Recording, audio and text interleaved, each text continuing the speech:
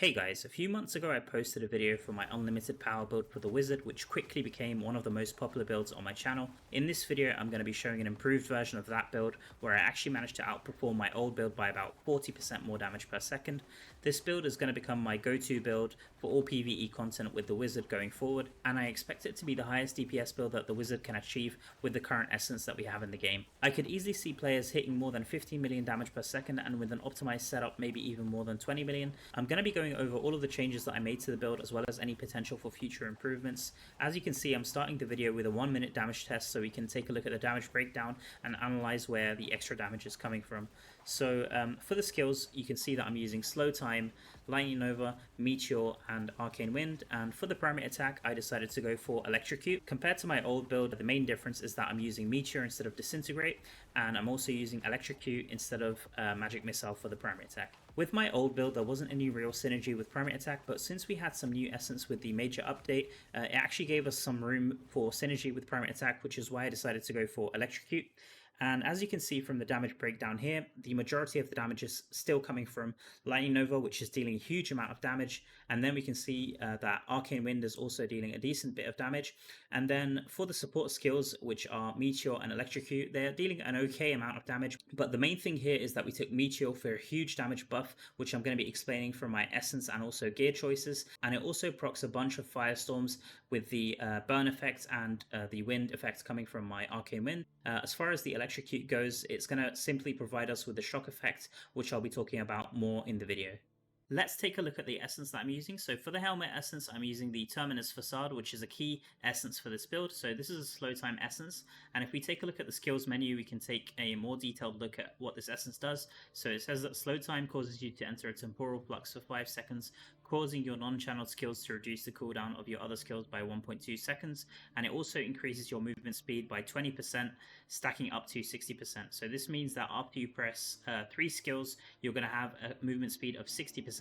And if you have something like Blood-Soaked Jade in your setup, which gives a 10% movement speed, or if you have movement speed rolls on your set items, then you're constantly going to be at the 70% maximum movement speed cap, which is really good. So not only does it give you the movement speed, it also gives you this cooldown, like I said, which allows you to spam your skills, which I'm sure that you've seen that gameplay in my original unlimited power build. So if we go back to the essence here, for the chest essence, I've kept it the same, which is the Isolated Storm. This is just a super good essence for Lightning Nova, and I believe it gives you the maximum amount of damage. For a substitution here, you could always use the Coat of the Astrum, which is also a very good essence for Lightning Nova. It gives slightly less damage, but it will give you a bit more range. So the downside with this essence is that you have to be kind of close to medium range to deal the maximum amount of damage. Either way, I still think that this is the best essence to use for the chest. Moving on to the shoulders and the pants essence. For the shoulders, I'm using the Stag of Ill Omen, which is a very simple essence. It reads that after casting Meteor, your damage is increased by 19% for 3 seconds. This is really good, and the awakening for it is that Meteor cooldown is reduced by 10 seconds. So cooldown is a very important stat in this build because it will just allow you to spam your skills even more with the helmet. So this is just a no-brainer if you're using Meteor. And then for the pants, I'm using the Apocalypse Root, and this reads that Meteor causes the ground to erupt, damaging enemies and burning enemies in a targeted area. And the good thing about this is that it also gives you multiple charges for Meteor.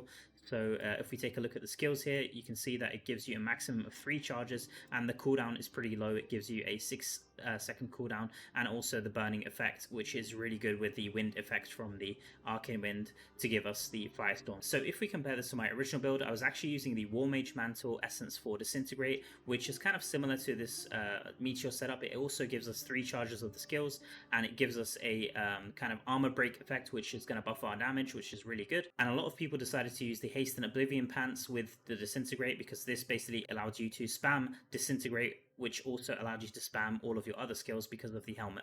But what I actually found out here is that if you use the Apocalypse Route with Meteor, even though you will be spamming your skills a bit less, which should theoretically give you less damage, it actually allows you to have more opportunity to be able to fit in more primary attacks in the middle of your attack. And this is really good because of this new main hand essence which I'm using, which is the Eye Plucker. So this is one of the new essence we got with the major update, and this reads that Electrocute critical hits also shock enemies, causing them to take 4,500 damage every 3 seconds. This is a really good effect. Because of this shock effect, we're also able to use the offhand essence, the Trifling Piffle, and this is a really strong essence for Lightning Nova, which is actually the main damage dealer of the build, like I showed, and this reads that one Lightning Nova hits a shocked enemy, it unleashes another Lightning Nova, and it cannot occur more often than once every 4.5 seconds. So this allows you to actually have another Lightning Nova in your rotation. So currently the Wizard doesn't have that many options to apply shock. As far as I know, apart from this new essence, we also have the slow time helmet essence, the other one, I can't remember its name.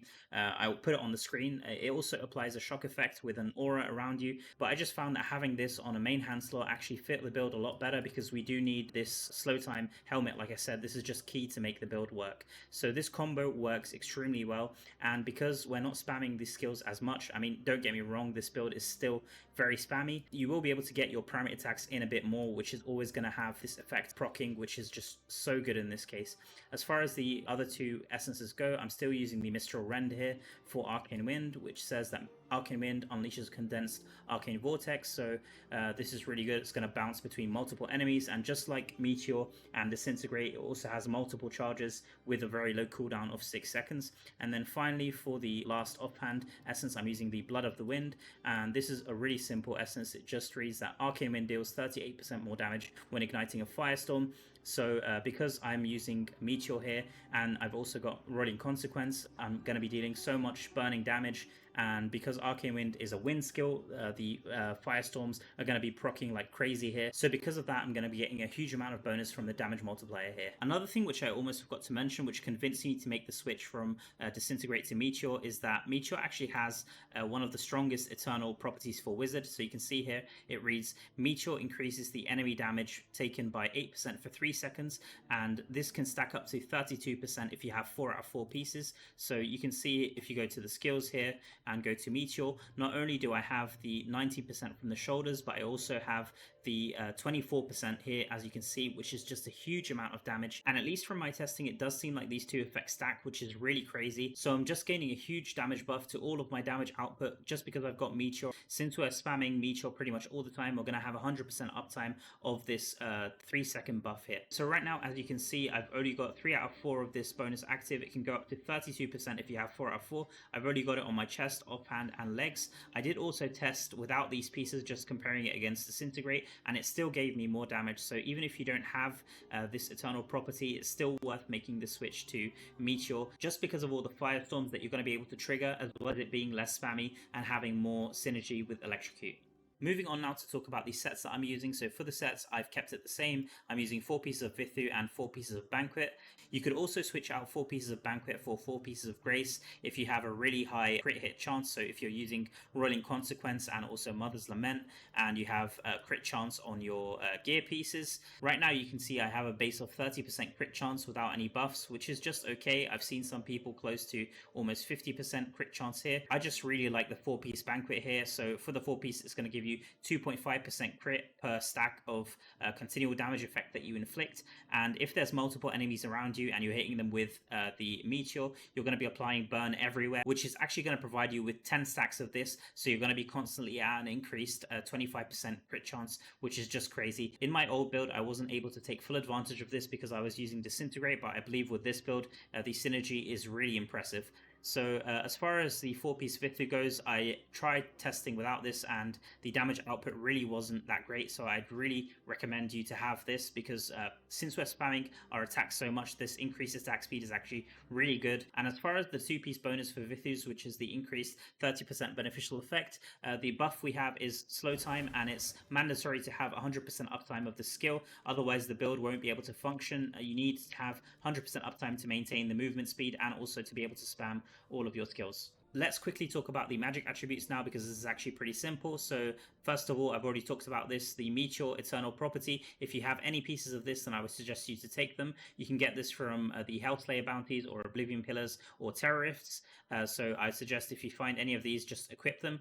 And then as always, crit chance, crit damage is just incredibly useful for all builds.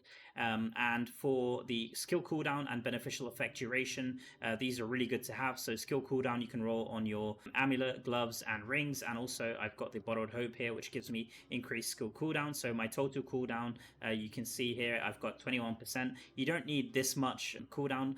I would suggest having at least 18%. If you have less than 18% cooldown, then I would actually suggest you to change out the Blood of the Wind offhand to the Frenetic Spark, which is going to give you cooldown for Lightning Nova and also an awakening of 10% increased damage to Lightning Nova, which is actually a pretty good substitution. Speaking of awakenings, the most helpful slots for this build are the Helmet, which is going to give you 10% slow time cooldown. Next is the Shoulder slot, which gives you a 10% meteor cooldown. So if you didn't know, the maximum skill cooldown is 30%, and because I have 21% here, having this 10% extra cooldown on the meteor is actually going to cap me. Actually, for the helmet here, if you have a really high cooldown, you won't need the awakening here because it already gives you a 7.2% cooldown just for getting it to mastery 4. So there's that to bear in mind. And then for the last slot that gives cooldown, this Trifling Piffle also gives you 10% Lightning Nova cooldown. So basically, I have the maximum cooldown for Lightning Nova, the maximum cooldown for Meteor, and also the maximum cooldown for the slow time. The only skill that I don't have maximum cooldown for is the Mistral Rend here. I have just 20% cooldown for it, which is pretty decent. I could always decide to switch out the Blood of the Wind for the new Arcane Wind cooldown offhand that we got, but I just decided that I wanted to get a bit more damage, and the loss of cooldown here wasn't hurting me so much. As far as the legendary gem setup that I'm using, it isn't really the most optimal setup, but it is a decent setup. I'll talk about a more optimal setup than this, but for the first gem, I'm using Gloomcast, which gives me more damage on the primary attack, so this is just an okay gem to have here. This isn't going to be a primary attack based build. Compared to my old build, we are utilizing primary attacks more because of this essence. And then for the second gem, I'm using Void Spark. This is just an all-round really good gem for PvE, and it's one that I recommend people to use. Next, I'm using the Bloodsoaked Jade, which is one of the best gems in the game. So this gives the damage and also the movement speed. The 10% movement speed here is really important. If you don't have Bloodsoaked Jade in your setup, then I would suggest going for movement speed on your set item magic attributes.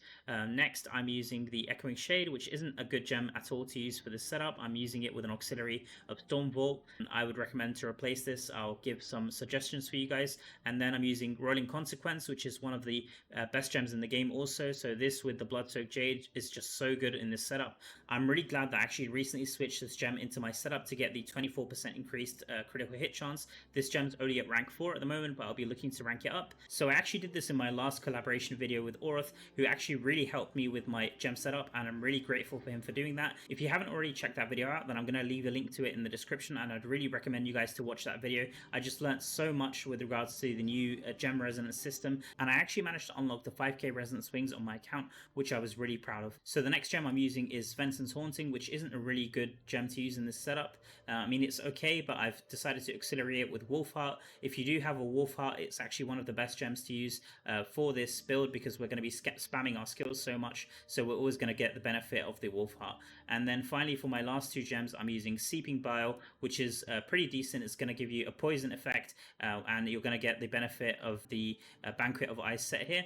And then lastly, like I said, I'm using the Bottled Hope, which is a really nice gem. It's going to give me the increased movement speed and also the increased damage. I don't really need the movement speed, but the damage is pretty nice, and it also gives me extra 3% cooldown at rank 6. Talking about the most optimal legendary gems for this setup, for the 1-stars, I could recommend Berserker's Eye for the damage buff. Everlasting Torment is also a really good choice because it's going to give you a continual damage effect. So if you're using Banquet, it's really nice, and it also gives you a attack speed buff at higher ranks, and this build scales from having high attack speed, which is the reason why we're using Vithus, so this is a really good choice. And then finally, I could also recommend one of the newer gems, which is the Entropic Well. This is really good. It's going to give you skill damage, and most of your damage is coming from Lightning Nova, so it's going to benefit this, and it also gives you skill attack speed. And like I said, this build is scaling with attack speed. So as far as the 2-star gems are concerned, if you have Power and Command, it's just okay. Other than that, Cutthroat Skin is nice for the critical hit chance, and Mother's Lament is even better for the critical hit chance, and then Viper's Bite is okay. Morn Skull is also a really nice gem to have. I also missed Pain Class, but this is probably the best gem to have for the 2-stars. Other than that, there's also the Grim Rhythm and Fervent Fang, which you can get from the Battle Pass as 2-star gems. Those are excellent choices. If you have either of those ranked up, then you should definitely use them. For the 5-stars, I'd say Bloodsoaked Jade is a must if you have it. Bottled Hope is also incredibly good. Rolling Consequence, one of the best gems to have for pretty much every build. I'd really recommend this one. And Seeping Bile This one's just okay. If you do have it, it's pretty nice. Wolf Heart is so good for this build, like I mentioned, as is the Void Spark. I haven't really tested the new gem here. If you do have it, then let me know if you try it with this build how it goes. I really want to stress how important your choices for the legendary gems are. So like I mentioned, I recently switched to the Rolling Consequence here, which is just a 3 out of 5 rank 4. So I actually switched this out from my Howler's Call, which I have in the Svensson's Haunting. So if we go here, you can see that I have the Howler's Call still here, which is a rank 6. This is a 4 out of 5 gem here. And obviously my resonance went down a lot. I think I sacrificed about 200 resonance here, but even though I lost about 200 resonance, my damage actually went up from 8.5 million per second to 9.5 billion per second, which is just insane. And this is all because of the effect of Rolling Consequence, which is such a good 5-star gem. So this just really illustrates that resonance isn't really everything. Obviously it does help because it will give you increased life and damage, but it really isn't everything. And instead of focusing solely on resonance, I'd really recommend you guys to invest in gems which have really nice effects that synergize with the build that you're playing. Moving on now from legendary gems, let me quickly go over the last couple of things here. So for the Reforges, I haven't changed so much. The only thing I've changed here is that I went for critical hit damage instead of the primary attack damage. So this isn't a primary attack based build, so this is the reason why I went for it. I think that critical hit damage is probably the most useful stat here. It's just so versatile, especially because a lot of players are going for more critical hit chance on their setups. So aside from that, I'm using the 3 pieces of vengeance bonus, which have stayed the same. Enemies suffering loss of control. Damage to demons is incredibly good in PvE, probably one of the best stats for damage. Obviously in PvP it's really not that good, but for Reforges, because we can have 2 loadouts, I actually switched this out for player damage for my PvP setup. But next I have the attack speed, which is incredibly good for this build because we're constantly spamming our skills. The attack speed just scales with everything. Beneficial effect duration, I have 3% pretty much everywhere here on my gear. And then, like I said, the critical hit damage here. So the bonus family attribute is just okay in this build. Since we are utilizing primary attack, we will have the benefit of this increased damage. Next, for the curse properties, I'm using 6 pieces of lashed. This is just very versatile for most builds. I didn't really switch this up. If you have something like 6 pieces of atrophied, it would also work pretty well here. And then for the Paragon tree, I think I'm using the Slinger tree.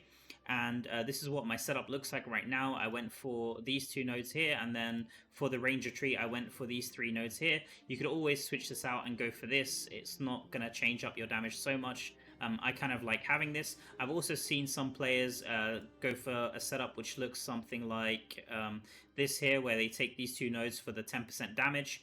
This is an okay setup, but the thing that you have to remember is that you're actually going to lose all of these 10% damage stacks if you do take damage. So you can see here from this Bloodthirst node, it says that you get a 1% damage stack, and this makes it stack up to 10 times. But you can see at the end here, it says all stacks are removed when you take damage. So in real combat, you're not really going to be able to utilize this so much if you're taking damage. But if you're just looking to maximize your damage on the dummy, then this is actually a pretty nice setup to have. And then for the legendary skill, I decided to use the new legendary skill, the Death's Release. So bear in mind, this does give you less secondary stats. So compared to these original 3 skills here, which give you 10 each of the secondary stats, these new skills only give you 5, which is a bit of a letdown. But I'm currently testing this new legendary skill. I feel like it works pretty well. It reads that when your continual damage or harmful effects expire, they explode, dealing 30% total damage to all nearby enemies. So this feels pretty nice, but if you don't want to miss out on these bonus attributes, you could always use the old one that I used to use, which is the Lightning Rod. Moving on now for my familiar, I'm using the Brood Talon with the Lingering Moon skill. So this is a really nice skill to have, and it's going to give you a 35% increased damage if you have a legendary skill for it. So a few people have been telling me that this skill has been nerfed, but I still do believe that it's one of the strongest skills to have for PvE for your familiar, so that's why I haven't switched this out. You could also use a Skittlewhite instead of the Brood Talon with the Lingering Moon skill if you have it. This is also going to provide you with the same effect here.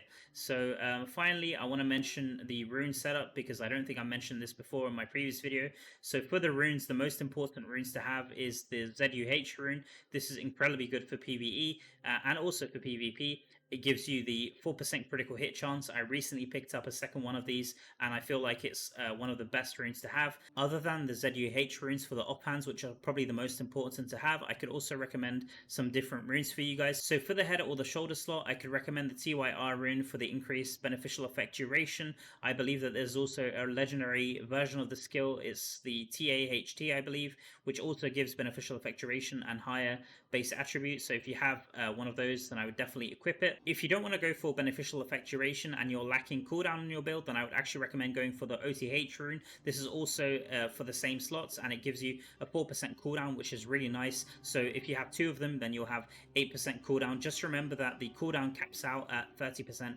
for your skills. So other than those, the only real useful ones to have are the FA runes.